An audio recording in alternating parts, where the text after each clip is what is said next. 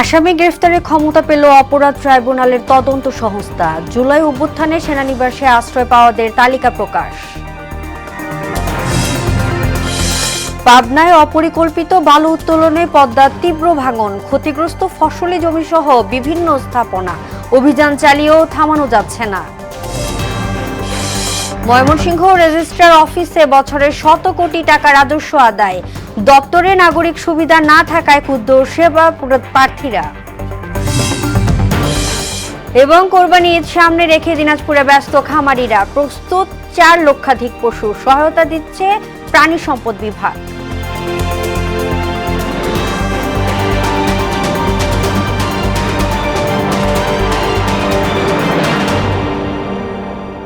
আসসালামু আলাইকুম, সবাইকে মোহনা সংবাদে স্বাগত। শুনছিলেন শিরোনাম, সঙ্গে আছি আমি তাজরিন নাহার মুক্তি। এবারে বিস্তারিত। মানবতা বিরোধী অপরাধে অভিযুক্ত বা সন্দেহভাজন ব্যক্তিকে এখন থেকে তদন্তকারী কর্মকর্তারা নিজ উদ্যোগে গ্রেফতার করতে পারবেন। এই সংক্রান্ত ক্ষমতা যুক্ত করে 2010 সালে আন্তর্জাতিক অপরাধ ট্রাইব্যুনাল কার্যপ্রণালীর বিধিমালার বড় ধরনের সংশোধন আনা হয়েছে। বৃহস্পতিবার সংশোধিত বিধিমালার প্রজ্ঞাপন জারি করে আন্তর্জাতিক অপরাধ ট্রাইব্যুনালের চেয়ারম্যান বিচারপতি মোহাম্মদ গোলাম মুর্তুজা মজুমদার, সদস্য এম মহিতুল হক এনাম চৌধুরী ও মোহাম্মদ শফিউল আলম মাহমুদের আদেশে ট্রাইব্যুনালের রেজিস্ট্রারে এস এম রুহুল ইমরান প্রজ্ঞাপনটি জারি করেন। জুলাই গণ অভ্যুত্থান পরবর্তী সহিংসতা ও বিশৃঙ্খলার প্রাণ রক্ষায় 626 জন নাগরিক বিভিন্ন সেনানিবাসে সাময়িক আশ্রয় নেন। মানবিক বিবেচনায় তাদের আশ্রয় দেয় সেনাবাহিনী। তাদের অধিকাংশই 1 থেকে 2 দিনের মধ্যে ফিরে যান। 5 জনকে আইনি প্রক্রিয়ায় হস্তান্তর করা হয়। বিভ্রান্তিকর প্রচারণা রোধে পূর্ণাঙ্গ তালিকা প্রকাশ করেছে আন্তঃবাহিনী জনসংযোগ পরিদপ্তর। বাহিনীটি জানায়, উদ্দেশ্য প্রণোদিত অপপ্রচার তাদের ভাবমূর্তি ক্ষুব্ধ করতে পারে না। সকলকে বিভ্রান্তি থেকে সতর্ক থাকার আহ্বান জানায় সংস্থাটি। পররাষ্ট্র সচিব মোহাম্মদ জসিম-উদ্দিনকে ছুটিতে পাঠানো হয়েছে এবং ভারপ্রাপ্ত পররাষ্ট্র সচিব হিসেবে দায়িত্ব নিয়েছেন রুহুল আলম সিদ্দিকী। বৃহস্পতিবার মন্ত্রণালয়ের এক অফিস আদেশে বলা হয়েছে, জসিম-উদ্দিনের ছুটিতে যাওয়া সাপেক্ষে পুনরাদেশ না দেয়া পর্যন্ত রুহুল আলম সিদ্দিকী দৈনন্দিন কাজ পরিচালনা করবে। ছাত্র জনতার অভ্যুত্থানের গত বছরের 5ই আগস্ট শেখ হাসিনা সরকারের পতনের পর পররাষ্ট্র মন্ত্রণালয়ের সচিবের দায়িত্ব পান জসিম-উদ্দিন। মূল্যস্ফীতি নিয়ন্ত্রণকে প্রাধান্য দিয়ে আসছে 7,90,000 কোটি টাকার বাজেট। আকারে এটি চলতি অর্থ বছরের তুলনায় 7,000 কোটি টাকা কম। জাতীয় রাজস্ব বোর্ড এর আকার ছোট বলেও দ্বিমত পোষণ করেছেন। তাদের মতে এবারে বাজেটও যথারীতি উচ্চাভিলাষী, যা বাস্তবায়ন কঠিন হবে। বাজেট নিয়ে রেজা খানের 3 পর্বের ধারাবাহিক প্রতিবেদনের আজ প্রথম কিস্তি। অন্তর্বর্তী সরকার প্রথম বাজেট ঘোষণা করবে আগামী 2 জুন। এবার সংসদের কার্যক্রম না থাকায় গণমাধ্যমের সামনে উপস্থাপন করা হবে বাজেট।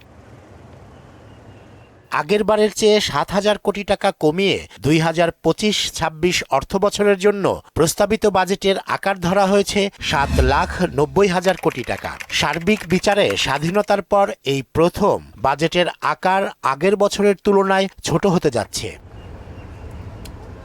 আসছে অর্থ বছরে এডিপির বরাদ্দ কমিয়ে 2,30,000 কোটি টাকা নির্ধারণ করা হয়েছে। চলতি অর্থ বছরের চেয়ে এটি 35,000 কোটি টাকা কম। বাস্তবায়নের কথা ভেবেই এবার বাজেটের আকার ছোট করা হয়েছে বলে জানান এনবিআর সদস্য মুতাসিম বিল্লাহ ফারুকী। বাস্তবায়নযোগ্য যেন হয়। আমরা অনেক সময় একটি অ্যাম্বিশাস বাজেট করে ফেলি, যেটা আসলে বাস্তবায়ন হয় না। অনেক সময় দেখা যাচ্ছে যে এটার 70% 60% বাস্তবায়ন হচ্ছে। সেই জায়গাটাকেই চিন্তা করছি। এটাও একটা পার্ট অফ রিফর্ম আপনি বলতে পারেন। বাজেটে পণ্যমূল্য নিয়ন্ত্রণকে বিশেষ প্রাধান্য দিয়ে মূল্যস্ফীতি 6.5% ধরা হয়েছে। এনবিআরের আরেক সদস্য কাজী মোস্তাফিজুর রহমানের দাবি, এই বাজেট সবার জন্য স্বস্তিদায়ক হবে। পণ্যের মূল্য বৃদ্ধি বিভিন্নভাবে বৃদ্ধি পাচ্ছে। এই বৃদ্ধিটা যখন কমে যাবে তখন অটোমেটিক দেখা যাবে যে আমাদের যে ইনফ্লেশনের যে বিষয়গুলো বললেন, এগুলো অটোমেটিকই আমাদের নিয়ন্ত্রণের মধ্যে চলে আসবে।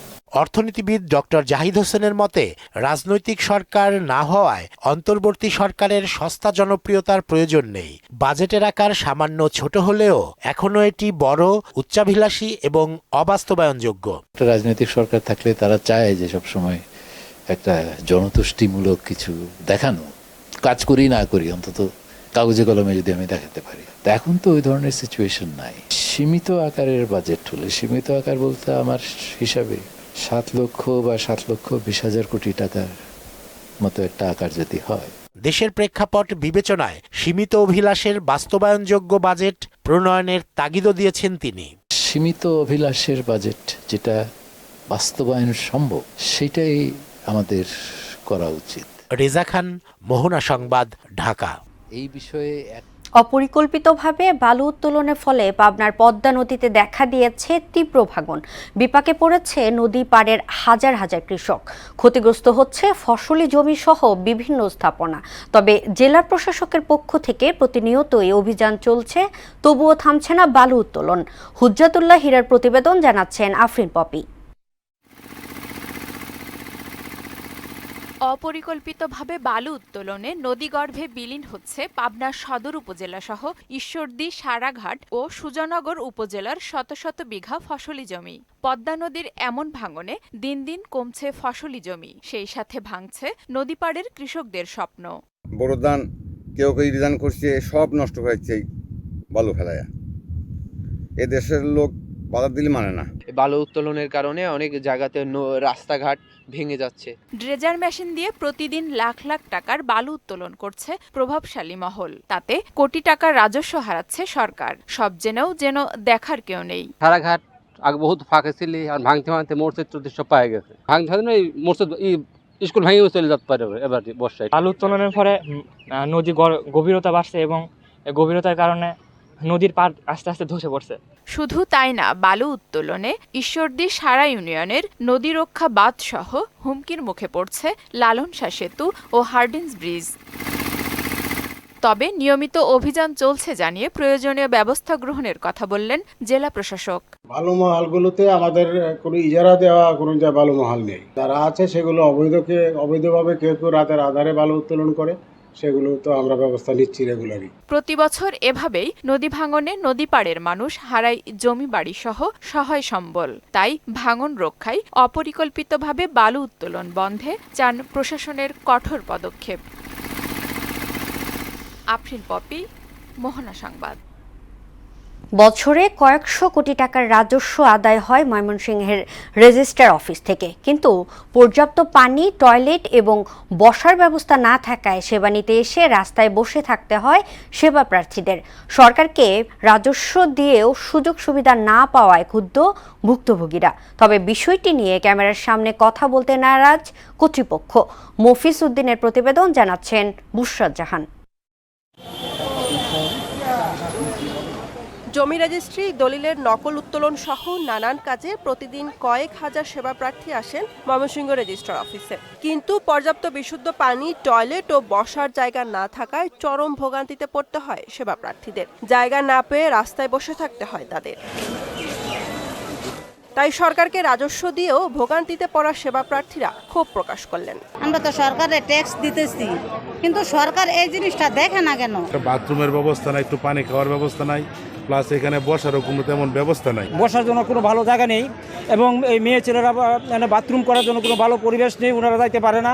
রাষ্ট্রীয় ব্যবস্থাপনায় সরকারি প্রতিষ্ঠানগুলোতে সেবা প্রার্থীদের সুযোগ সুবিধা বৃদ্ধির দাবি জানান নাগরিক নেতারা। বাংলাদেশের রাজস্ব আহরণের যে প্রধান কয়েকটি জায়গা আছে, এই জায়গার মধ্যে রেজিস্ট্রি অফিস একটি। সেখান থেকে আমাদের জমির সমস্ত কেনা বেচার যে জায়গা, ওইখান থেকে যে একটা লায়ন শেয়ার আছে রেভিনিউয়ের, সেটা সেখান থেকে আসে। আর সেখানের যে দুরবস্থাটা আপনারা দেখে এসেছেন, সেটা আমরা ভুক্তভোগী। এ নিয়ে ক্যামেরার সামনে কথা বলতে রাজি হননি জেলা সাব রেজিস্ট্রার। ময়মনসিংহ রেজিস্ট্রারের কার্যালয় থেকে গেল বছর 96,688টি দলিলের বিপরীতে রাজস্ব আদায় হয়েছে 381 কোটি 82,55,341 টাকা। বুশরাত জাহান, মোহনা সংবাদ। দর্শক, এবার জানবো রাজধানী নিত্যবাজারের হালচাল। ছুটির দিনে বাজার পরিস্থিতি জানাতে মোহাম্মদপুর টাউন হল মার্কেট থেকে যুক্ত হচ্ছেন সহকর্মী রেজা খান। রেজা, ছুটির দিনে আজ কেমন দেখছেন কাঁচা বাজারের হালচাল, জানাবেন।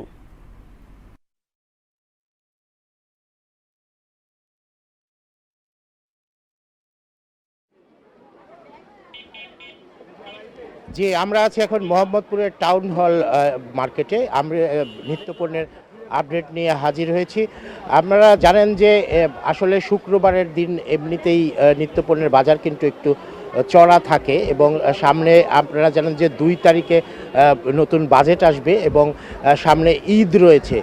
এই 3টি বিষয়কে কেন্দ্র করে কিন্তু বাজারে যে আমরা সাধারণত প্রতি বছর দেখি একটা চড়া ভাব থাকে, বিশেষ করে বাজেটের সময় এবং ঈদের সময়, কিন্তু আমরা কিন্তু এইবার ওই ধরনের চাপ বাজারে দেখছি না। আমি গত সপ্তাহে বাজার মনিটরিং করেছিলাম। গত সপ্তাহে যেই নিত্যপণ্যের দাম যেই লেভেলে ছিল, এই সপ্তাহে কিন্তু ওই লেভেলেই মোটামুটি আছে, তেমন বাড়েনি। তবে ঈদকে কেন্দ্র করে যে মশলার বাজারে কিছু কিছু পণ্যের দাম গত সপ্তাহে বেড়েছিল, সেই দামটি কিন্তু এই সপ্তাহে ওই একই জায়গায় আছে। এবং সবজির দাম আমরা দেখেছি যে বেশিরভাগ সবজি 80 টাকার ভেতরে আছে। 100 টাকার উপরে যে অনেক সবজির দাম হয়ে গেছিল মাঝে, সেই ধরনের নেই। 2-1টা সবজির দাম 100 টাকার উপরে আছে। তবে গরুর মাংসের দাম আমরা দেখেছি যে 750 টাকা কেজি সবসময় বিক্রি হয়, কিন্তু ঈদের সময় চাহিদা কম থাকলেও দুঃখের বিষয় যে 50 টাকা বেশি দামে 800 টাকা কেজি গরুর মাংস কিন্তু বিক্রি হচ্ছে বেশ কয়েকদিন ধরেই। আমরা মানে গেল কয়েক সপ্তাহ ধরেই বিক্রি হচ্ছে। চালের বাজার স্থিতিশীল আছে। চালের বাজার দাম গেল সপ্তাহে যেরকম ছিল ওই রকম দামেই আছে। এবং ডিম আমরা দেখেছিলাম যে ডিম 130 টাকা ডজন বিক্রি হয়েছিল, 2 দফা 10 টাকা ডজন দাম বেড়েছিল, কিন্তু এই সপ্তাহে কিন্তু 130 টাকা ডজনই বিক্রি হচ্ছে ডিম। আর মাছের বাজারের ব্যাপারটি বলবো, মাছের দাম আসলে অনেক ঊর্ধ্বমুখী হয়ে গেছে। ওইখান থেকে কিন্তু মাছের দাম কিন্তু কমছে না। তবে স্বস্তির কথা, ঈদ আসলে বা আমরা দেখি যে বাজেটের সময় স্বাভাবিকভাবে 2-1 সপ্তাহ আগে থেকে দাম বেড়ে যায়। এইবারে ওই ধরনের প্রবণতা আমরা দেখছি না। সাধারণ মানুষের সঙ্গে আমরা কথা বলেছি, ভোক্তারা জানিয়েছেন যে আসলে বাজারে ওই ধরনের যে আগে নিত্যপণ্যের দামের যে প্রবণতা ছিল সেটার থেকে অনেকটাই প্রশমিত হয়েছে। তবে বাজার আরও মনিটরিং করা দরকার এবং দাম আরও সহনীয় করা দরকার, এমনটাই মনে করছেন ভোক্তারা। এই ছিল মোহাম্মদপুর টাউন হল মার্কেট থেকে সবশেষ আপডেট। রেজা, আপনাকে ধন্যবাদ। কুরবানি ঈদ সামনে রেখে দিনাজপুরে এবার 4 লাখের বেশি গরু, মহিষ, ছাগল ও ভেড়া মোটাতাজাকরণ করা হচ্ছে। প্রাণী সম্পদ অফিসের সাথে যোগাযোগ করে প্রাকৃতিকগতভাবে গরু মোটাতাজাকরণ করছে খামারিরা। চোরাই পথে গরু না আসলে লাভের আশা করছেন তারা। সুবল রায়ের প্রতিবেদন, জানাচ্ছেন তাহসিন তারিন। দিনাজপুরে 13টি উপজেলায় 1.5 লাখেরও বেশি গরু সহ প্রায় 4 লাখ কোরবানির পশু মোটাতাজাকরণ করা হচ্ছে। ঘাস, খৈল, ভুসি সহ সম্পূর্ণ প্রাকৃতিক উপায়ে গরু, মহিষ, ছাগল, ভেড়া লালন পালন করছেন খামারিরা। চোরাই পথে গরু না আসলে ভালো লাভের আশা করছেন খামারিরা। তাই এই বিষয়ে সরকারের কঠোর পদক্ষেপ দাবি তাদের। খাদ্যের দাম বেশি হওয়ার কারণে, লেবারের দাম বেশি হওয়ার কারণে আমরা হিমশিম খাচ্ছি। ইন্ডিয়া থেকে গরু না আসে তাহলে আমারে কিছু লাভবান হবো, আর না হলে তো আমাদের লস যাবে। কোরবানির এসব পশু যেন সুস্থ থাকে, তাই খামারিদের নিয়মিত সব পরামর্শ দিচ্ছে প্রাণী সম্পদ অফিস। গবাদি পশু যেন নিরাপদ পদ্ধতিতে স্বাভাবিক দানাদার খাবার এবং সবুজ ঘাস খড় খাওয়ানোর মাধ্যমে যেন লালন পালন করা হয় এবং ক্ষতিকারক অ্যান্টিবায়োটিক এবং স্টেরয়েড যেন ব্যবহার না করা হয়। সেই কারণে আমরা আমাদের এই খামারগুলোকে আমরা প্রতিনিয়ত আমরা মনিটর করছি। এবছর জেলার চাহিদা মিটিয়ে প্রায় 1.5 লাখ কোরবানির পশু দেশের অন্য জেলায় পাঠানো হবে। তাহসিন তারিন, মোহনা সংবাদ। দর্শক, এই বিষয়ে জানাতে আমাদের সঙ্গে দিনাজপুর থেকে যুক্ত হচ্ছেন সহকর্মী সুবল রায়। সুবল, কোরবানির হাটে পশু বিক্রির জন্য খামারিদের শেষ মুহূর্তের প্রস্তুতি কেমন দেখছেন, আমাদের জানাবেন।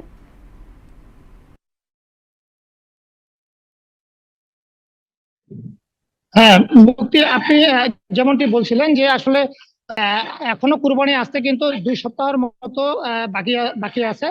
তবে এর মধ্যে কিন্তু দিনাজপুরে পর্যাপ্ত পরিমাণ কিন্তু গতবারের তুলনায় এবারে কিন্তু প্রায় 26,000-এর মতো কিন্তু অতিরিক্ত কুরবানির জন্য গরু বা মহিষ বেশি আছে। তো এখানে আমাকে যেমনটি খামারিরা জানিয়েছিল যে আসলে ভারত থেকে বা অবৈধভাবে যদি কোনো পথে যদি গরু না আসে তাহলে কিন্তু এবারে কিন্তু দিনাজপুরে কিন্তু কুরবানির কোনো সমস্যা হবে না, ঘাটতি হবে না। তো আমি যদি আপনাদেরকে আমি একটু দেখাই যে আসলে খামারিরা কি পরিমাণ ব্যস্ত আছেন, একটু দেখাই যে আমি এখন যে জায়গাটিতে দাঁড়িয়ে আছি এটি হলো কিন্তু দিনাজপুর জেলার বিরল উপজেলার কিন্তু একটি প্রত্যন্ত অঞ্চলের যে এটা খামার, যে সাধারণ যেখানে একদম শুধুমাত্র খড় সবুজ ঘাস এ দিয়ে যা মোটা তাজাকরণ করে, এখানে কিন্তু আমি আপনাকে একটু দেখাইতে চাই। তো আমার সাথে এখন কিন্তু যিনি আছেন এই যেখানে আমি আছি সেখানকার খামারে আমি একটু তার সাথে একটু কথা বলবো। তো ভাই যদি একটু বলতেন যে আসলে এবারে কুরবানি আপনাদের কি পরিমাণ গরু আপনারা প্রস্তুতি করতেছেন? আমরা এবারে কুরবানির জন্য 70টা গরু পরিস্থিতি করে রাখছি আগাম। তো কিভাবে আপনারা মোটা তাজা আমরা সব দেশীয় খাবার দিয়ে মোটা তাজা করি, যেমন হচ্ছে ঘাস গুঁড়া এগুলা দিয়ে আমরা মোটা তাজা করি। গতবারের তুলনায় কি এবার বেশি মনে করতেছেন? হ্যাঁ, গতবারের তুলনায় এবার বেশি মনে করতেছি। গরু যদি ভারত থেকে যদি না আসে তাহলে আশা করা যায় বাজার ভালো হবে এবার। ধন্যবাদ আপনাকে। তো আমি আপনাকে আরেকটি কথা বলে রাখতে চাই যে আসলে যেহেতু আমি উপজেলা প্রাণী সম্পদ কর্মকর্তা মাহবুব রহমানের সাথে আমি কথা বলেছি, তিনি আমাকে যেমনটি জানিয়েছেন যে প্রতিবারের ন্যায় এবারও কিন্তু পর্যাপ্ত পরিমাণ কুরবানি দেওয়ার মতন ব্যবস্থা রেখে দেশের বিভিন্ন অঞ্চলে কিন্তু এখান থেকে সরবরাহ করা হবে বলে তিনি আমাকে জানিয়েছেন। মুক্তি, এই ছিল দিনাজপুর থেকে সর্বশেষ পরিস্থিতি। সুবল, আপনাকে ধন্যবাদ। এবার সারা দেশে অনুষ্ঠিত সভা সমাবেশ সহ নানা বিষয়ে প্রতিনিধিদের তথ্য ভিডিও নিয়ে একটি ডেস্ক রিপোর্ট। নিয়মিত ভূমি উন্নয়ন কর প্রদান করি, নিজের জমি সুরক্ষিত রাখি প্রতিপাদ্যে চট্টগ্রামে শুরু হয়েছে আধুনিক ও ডিজিটাল ভূমি সেবা। চট্টগ্রাম টিসিজি এর সাবেক সহসভাপতি মোহাম্মদ নাসিরুল আলমের স্মরণে শোকসভা অনুষ্ঠিত হয়েছে। এতে অংশ নিয়ে চট্টগ্রামের মেয়র বলেন, চট্টগ্রামের সাংবাদিক সমাজ একজন পথ প্রদর্শককে হারিয়েছে। কক্সবাজার প্রেস ক্লাবের আয়োজনে এবং এনজিও সংস্থা ফ্রেন্ডশিপের সহযোগিতায় কক্সবাজারে কর্মরত সাংবাদিকদের নিয়ে দিনব্যাপী প্রশিক্ষণ কর্মশালা অনুষ্ঠিত হয়েছে। পাবনা সাঁথিয়া উপজেলার ধুলাউড়ি ইউনিয়ন বিএনপির নবগঠিত আহ্বায়ক কমিটির বিরুদ্ধে মিথ্যা অপপ্রচারের প্রতিবাদে সংবাদ সম্মেলন অনুষ্ঠিত হয়েছে। পটুয়াখালীতে পরিবেশ রক্ষায় 3 ইউনিয়নবাসী সহ শিক্ষার্থীরা মানববন্ধন করেছে। ভোলার চরফ্যাশনে বিএনপির নেতাকর্মীদের সাথে মতবিনিময় সভা করেছেন ভোলা 4 আসনের সাবেক সংসদ সদস্য নাজিমুদ্দিন আলম। রংপুরে ফার্নিচার ফ্যাক্টরি ও সিএনসি ডিজাইন হাউসের মালিকদের মতবিনিময় সভা অনুষ্ঠিত হয়েছে। কুষ্টিয়ার কুমারখালীতে জাতীয় নাগরিক পার্টি এনসিপির মতবিনিময় সভা অনুষ্ঠিত হয়েছে। সভায় প্রধান অতিথি হিসেবে উপস্থিত ছিলেন এনসিপির দক্ষিণ অঞ্চলের কেন্দ্রীয় সংগঠক নয়ন আহমেদ। নরসিংদীর বেলাবতে উপজেলা কৃষি সম্প্রসারণ অধিদপ্তরের আয়োজনে উপজেলার বিভিন্ন এলাকার কৃষকদের নিয়ে পার্টনার কংগ্রেস অনুষ্ঠিত হয়েছে। খাগড়াছড়ির দীঘিনালায় অসহায় ও পিছিয়ে পড়া জনগোষ্ঠীর মানুষের মাঝে বাংলাদেশ সেনাবাহিনী ফ্রি মেডিকেল ক্যাম্পের আয়োজন করে। মাদারীপুরে সব ওষুধের দাম সরকার নির্ধারিত মূল্য করা সহ 4 দফা দাবিতে মানববন্ধন করেছেন ওষুধ ব্যবসায়ীরা। ময়মনসিংহের ত্রিশালে জাতীয় কবি কাজী নজরুল ইসলামের 126তম জন্মবার্ষিকী উপলক্ষে অবহিতকরণ সভা অনুষ্ঠিত হয়েছে। লালমনিরহাটের পাটগ্রাম উপজেলার বুড়িমারি স্থলবন্দরে অবস্থান কর্মসূচি ও মানববন্ধন করেছে শ্রমিক ও ব্যবসায়ীরা।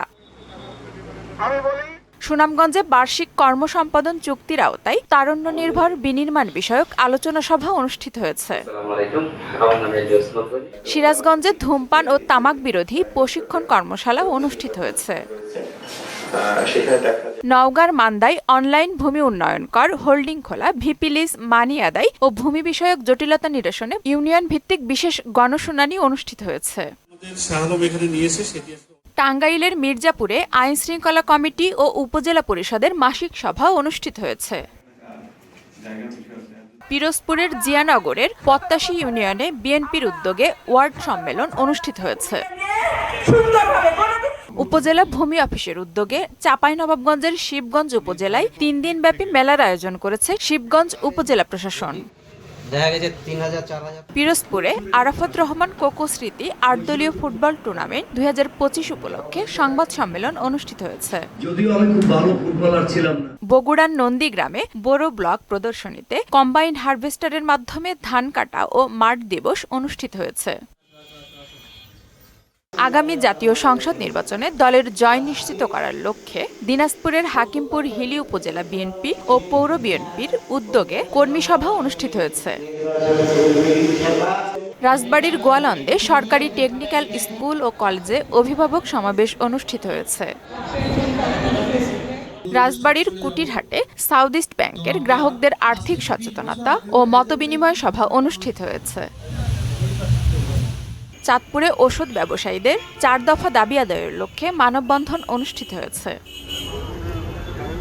তারুণ্যের রাজনৈতিক অধিকার প্রতিষ্ঠার সমাবেশ সফল করার লক্ষ্যে ফরিদপুরে মহানগর স্বেচ্ছাসেবক দলের প্রস্তুতিমূলক সভা অনুষ্ঠিত হয়েছে। আফরিন পপি, মোহনা সংবাদ। এবারে আন্তর্জাতিক প্রসঙ্গ। ফিলিস্তিনের গাজায় ইসরায়েলি হামলার একদিনে কমপক্ষে আরও 85 ফিলিস্তিনি নিহত হয়েছে। আহত হয়েছে আরও প্রায় 250। উপত্যকাটিতে নিহতের সংখ্যা বেড়ে দাঁড়িয়েছে 53,800 জনে। গাজায় অনাহারের মৃত্যু হয়েছে 29 জনের। এছাড়া গত 18 মার্চ গাজায় নতুন করে ইসরায়েলি হামলা শুরু হওয়ার পর থেকে 3,600 জনেরও বেশি ফিলিস্তিনি নিহত হয়েছে। শুক্রবার পৃথক প্রতিবেদনের এই তথ্য জানিয়েছে সংবাদ মাধ্যম আল জাজিরা এবং বার্তা সংস্থা আনাদোলু। দর্শক, এ পর্যায়ে জানিয়ে দিচ্ছি আজকে সংবাদপত্রের গুরুত্বপূর্ণ শিরোনামগুলো।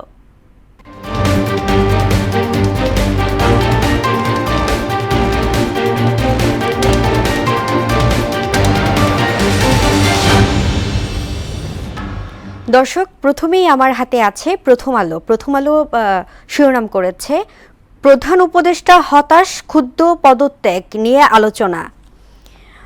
শীঘ্রই দেশকে নির্বাচনী উৎসবের দিকে নিতে হবে। সরকারের নিরপেক্ষতার স্বার্থে বিতর্কিতদের অপসারণ করা উচিত। এবং ইত্তেফাক শিরোনাম করেছে আন্দোলনে স্থবির অর্থনীতি, ছুটি ছাড়া অনুপস্থিত ও সমাবেশে গেলে শাস্তি, ডিসেম্বরে নির্বাচন না দিলে সরকারকে অসহযোগিতার হুঁশিয়ারি বিএনপির। এবার আমার হাতে আছে সমকাল হেডলাইন করেছে হতাশ, প্রধান উপদেষ্টা পদত্যাগের আলোচনা। 626 জনকে আশ্রয় দেওয়ার ব্যাখ্যা দিল সেনাবাহিনী। দুঃসহ দিন পার করল রাজধানীবাসী। বাংলাদেশ প্রতিদিন হেডলাইন করেছে 3 উপদেষ্টার অব্যাহতি চায় বিএনপি। পদত্যাগের কথা ভাবছেন প্রধান উপদেষ্টা। সারা দেশের মানুষের প্রতিধ্বনি।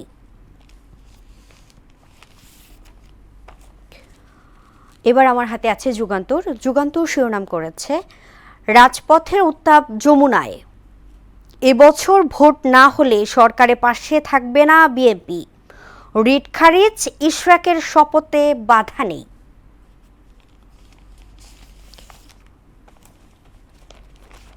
এবং সবশেষ দ্য ডেইলি স্টার হেডলাইন করেছে frustrated Yunus hints at quitting. Public servants won't be forced to retire. ICT investigation agency granted power to arrest suspect. দর্শক, এই ছিল সংবাদপত্রের শিরোনামগুলো। শেষ করব মোহনার সংবাদ। যাবার আগে শিরোনামগুলো দেখে নিচ্ছি আরও একবার।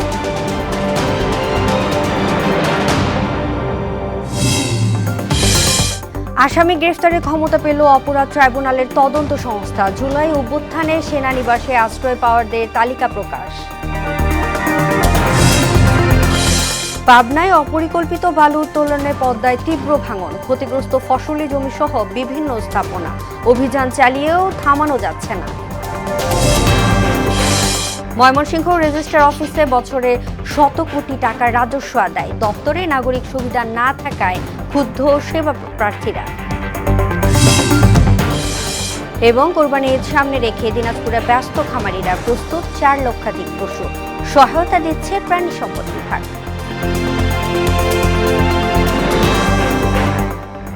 এই ছিল মোহনা সংবাদে। পরবর্তী সংবাদ দুপুর 1টায়। এর আগে দুপুর 12টায় দেখবেন সংবাদ এক নজরে। মোহনার সবশেষ খবর জানতে ভিজিট করুন www.mohona.tv। সংবাদ দেখতে পারেন ফেসবুক ও ইউটিউবেও। এতক্ষণ সঙ্গে থাকার জন্য ধন্যবাদ।